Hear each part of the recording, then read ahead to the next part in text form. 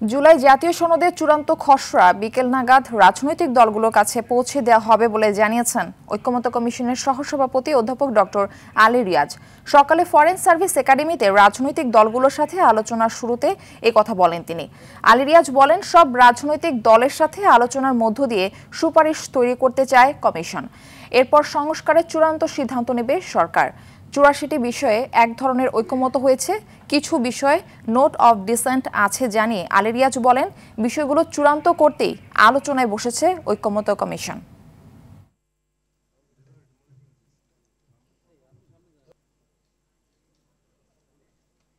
আপনাদের সাথে আলাপ আলোচনায় সেগুলো একটি চূড়ান্ত জায়গায় উপনীত হওয়া গেছে। আমরা আশা করছি আজকে সেই চূড়ান্ত ভাষ্য আপনাদের কাছে বিকেল নাগাদ পৌঁছে দেওয়া যাবে।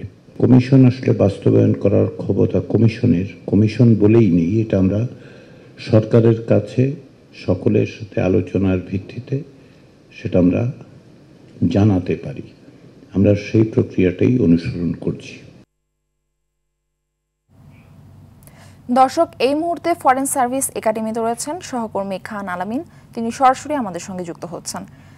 আলামিন, ঐক্যমত্য কমিশনের বৈঠকের বিষয়ে আমাদের বিস্তারিত জানাবেন। মারফি, সকাল থেকে বৈঠক শুরু হয়েছে। বিএনপি, জামাত, এনসিপি সহ ৩০টির বেশি রাজনৈতিক দল এই বৈঠকে যোগ দিয়েছেন। আজকে বৈঠকের যে মূল বিষয়টি সেটি হচ্ছে যে জুলাই সনদ এরই মধ্যে তার খসড়া চূড়ান্ত করা হয়েছে এবং সেই চূড়ান্ত খসড়াটি রাজনৈতিক দলগুলোর কাছে বিকেলের মধ্যে পৌঁছে দেয়া হবে। এখন এই জুলাই সনদটি যখন চূড়ান্ত হয়ে যাওয়ার পরে সেটি কিভাবে বাস্তবায়ন করা হবে সেই বিষয়টি নিয়ে আজকে আলোচনা হচ্ছে। আলোচনার জন্য 4টি বিষয়কে নির্ধারণ করা হয়েছে যে কিভাবে বাস্তবায়ন করা হবে।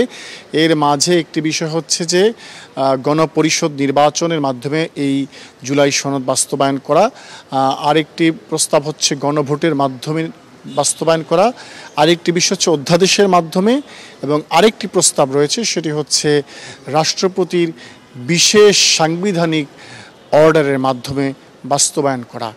এই প্রস্তাবগুলো নিয়ে সকাল থেকে আলোচনা চলছে। বিভিন্ন রাজনৈতিক দল তারা তাদের নিজেদের মতামত তুলে ধরেছেন। আমরা দেখেছি যে এনসিপির পক্ষ থেকে নতুন সংবিধান প্রণয়নের কথা বলা হয়েছে এবং সেজন্য গণপরিষদ নির্বাচনের কথা তারা জোর দিয়ে বলেছেন।